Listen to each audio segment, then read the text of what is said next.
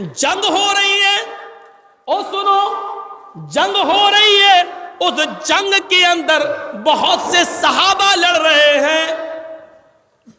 اس جنگ کا نام ہے جنگ یرموک، اس جنگ کا نام ہے جنگ یرموک۔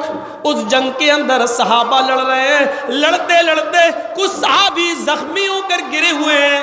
ایک صحابی کو ڈیوٹی ملی تھی کہ وہ پانی پلائیں زخمیوں کو، ڈھونڈیں اور تلاش کریں۔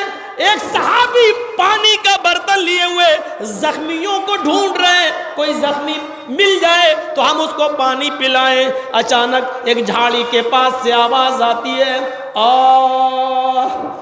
زخموں سے چور پڑا ہوں، کوئی مجھے یہاں اٹھا لے اور مجھے مرہم پٹی جہاں لگائی جاتی ہے اسے کیمپ کے اندر مجھے پہنچا دے۔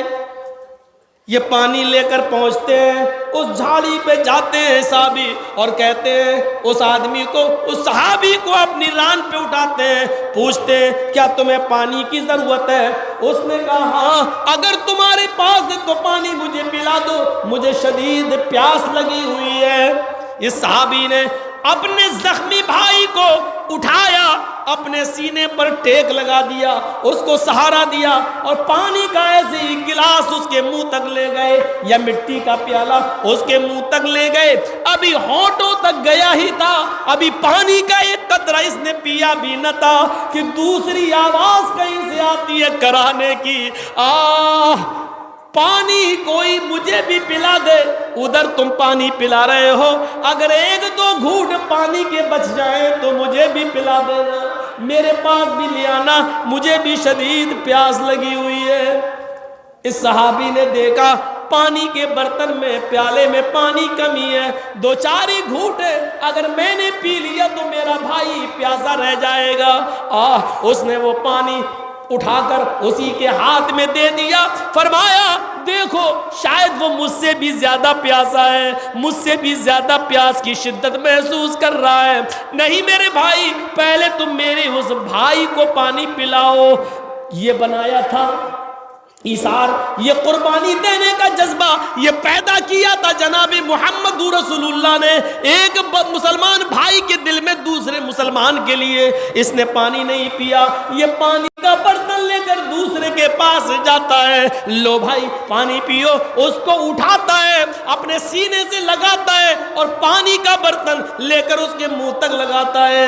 اتنے میں تیسری آواز آتی ہے وہیں پڑے ہوئے تیسرے صحابی کی، میں بھی پیاسا ہوں، زخموں کی تاب نہیں لا سکا ہوں، میں گر گیا ہوں، اٹھنے کی طاقت نہیں ہے میرے اندر، اگر وہاں تھوڑا سا پانی بچ جائے تو ایک دو گھونٹ پانی مجھے بھی دے دینا۔ اتنا سننا تھا کہ دوسرے نے پانی نہیں پیا، اس نے کہا ادھر جاؤ، میرا بھائی شاید مجھ سے بھی زیادہ پیاسا ہے، پہلے اس کو پانی پلاؤ۔ یہ بیچارہ پانی لے کر تیسرے کے پاس جاتا ہے، جیسے اس کو اٹھاتا ہے، شاید یہی مرضی تھی اللہ رب العالمین کی، اس کو زمین سے اٹھا کر جیسے ہی سینے سے لگاتا ہے، اس صحابی کی روح قفص عنصری سے پرواز کر جاتی ہے، شہادت کا درجہ مل جاتا ہے، اور یہ بیچارے دم توڑ دیتے ہیں، پانی کا ایک قطرہ بھی نہیں پی پاتے ہیں۔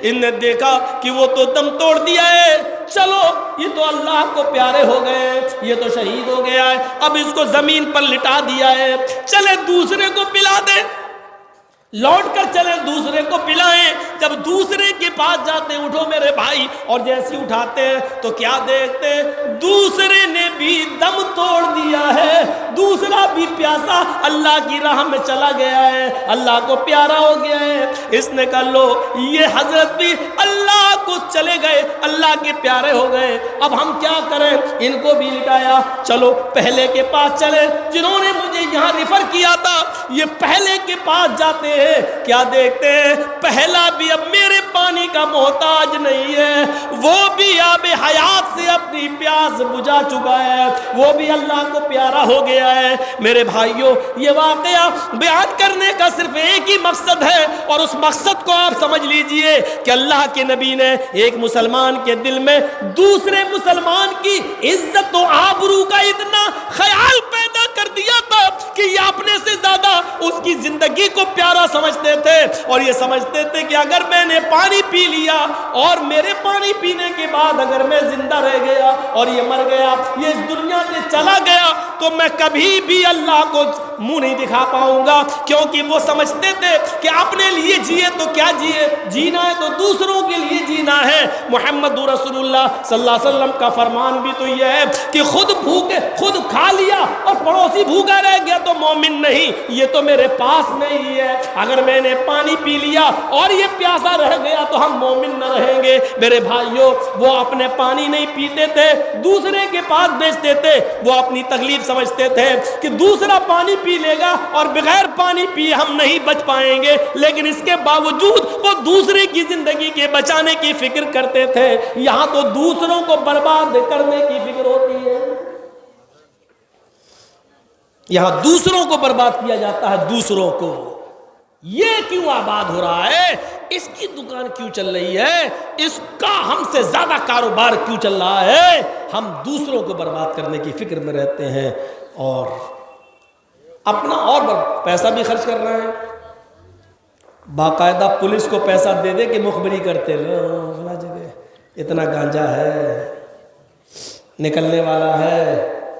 یہاں سے ایک آدمی گانجا لے کے نکلتا ہے اور یہیں سے مخبری ہوتی ہے. مغل سرائے کے اسٹیشن پر پولیس آتی ہے, چھاپا مارتی ہے. مخبری یہاں سے ہوتی ہے. معلوم ہے کہ ایک ہمارا بھائی ہے, اگرچہ غلط کام کر رہا ہے, ناجائز کام کر رہا ہے, لیکن یہیں سے مخبری ہوتی ہے. اور یو پی کے مغل سرائے کے اسٹیشن پر پولیس اسی ڈبے میں آتی ہے, اسی سیٹ پر آتی ہے اور یہیں سے آدمی کو وہیں سے پکڑتی ہے, اس کے پاس گانجا برآمد کرتی ہے اور اس کو بنارس کی جیل کے اندر ٹھوک دیتی ہے, ڈال دیتی ہے. میرے بھائیوں, ہم نہیں کہہ رہے کہ یہ کام غلط ہے, ہم نہیں کہہ رہے کہ گانجا اور یہ اس میں یہ جائز ہے, ہم نہیں کہہ رہے ہیں یہ صحیح ہے, لیکن سوال یہ ہے کہ اپنے بھائی کی مخبری کرنا, کیا اپنے ایک مسلمان بھائی مسلمان ہے, کام غلط کر رہا ہے, لیکن اس کام کے غلط ہونے پر اس کو کافر نہیں کہا جا سکتا ہے.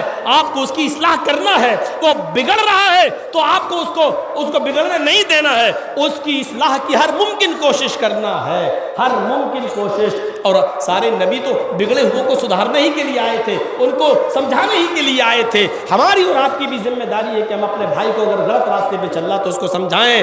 المومن مرآۃ المومن, ایک مومن دوسرے مومن کے لیے آئینہ ہے. جیسے شیشے میں آپ کھڑے ہو جاؤ, آئینے کے سامنے کھڑے ہو جاؤ تو آپ کے جسم پر جو بھی ہے شیشہ بتا دیتا ہے, یا پھوڑا یا پھنسی یا خون نکل رہا یا کالے گورے, شیشہ سب بتا دیتا ہے. آپ کو شیشے پہ غصہ نہیں آتا آئینے پہ. ایسے ایک مسلمان دوسرے مسلمان کے لیے آئینہ ہے, اس کے اندر کوئی برائی دیکھے تو اس کو اکیلے میں تنہائی میں اس کو سمجھائے اور اس کی اصلاح.